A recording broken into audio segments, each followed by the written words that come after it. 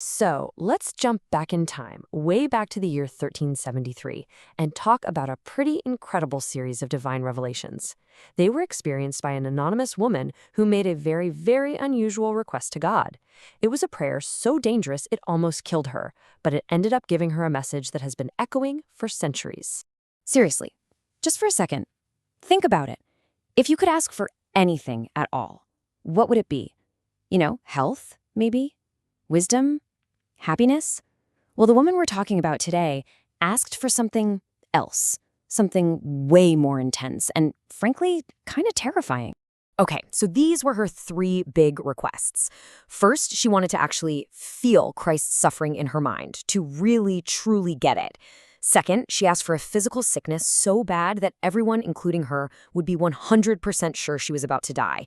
And third, she asked for three spiritual wounds: the wound of genuine sorrow, the wound of deep compassion, and the wound of an intense longing for God.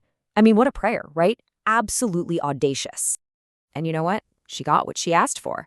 This is where the story really takes a turn, where her life is hanging by a thread and her entire world is about to change forever. So just as she'd wished, when she was 30 and a half, she was hit with this devastating illness. For 3 days and 3 nights, it just got worse and worse. By the fourth day, everyone thought it was the end. She was given her last rites. She couldn't even speak, her body was failing, and she completely accepted that this was it. In those final moments, a priest came and held a crucifix up for her to look at. At this point, everything else just faded away. Imagine that.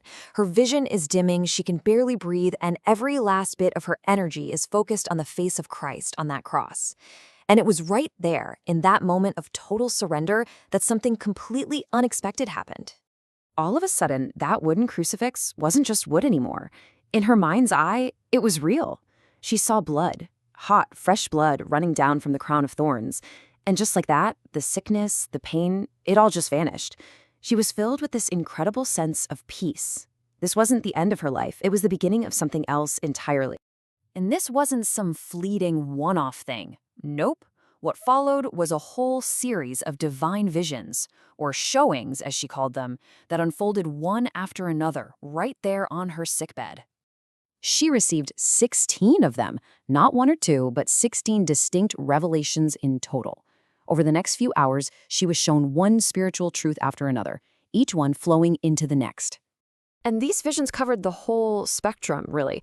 She saw these vivid, intense details of the Passion, the crown of thorns, the suffering, his mother Mary being there. But it wasn't all suffering.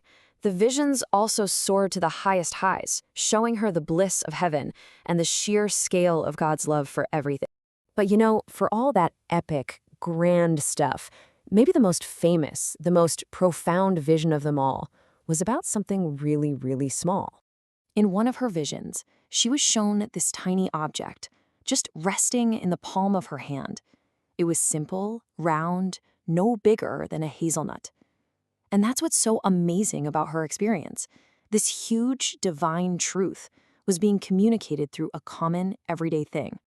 And you can just imagine her looking at this tiny, fragile thing, and she's just filled with awe. It seems so insignificant, like it could just crumble into nothing at any second. So she asks, "What is this? What can this possibly be?" And the answer she gets? Oh, it is just breathtaking. She's told that this little hazelnut is everything that has ever been made, the entire universe.